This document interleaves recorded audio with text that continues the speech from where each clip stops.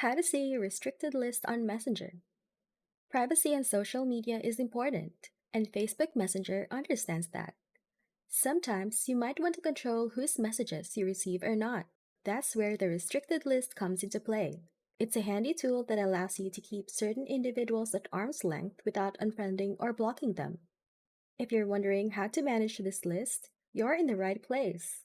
In this guide, I'll walk you through the steps to access and edit your Messenger restricted list, putting you in control of your online connections.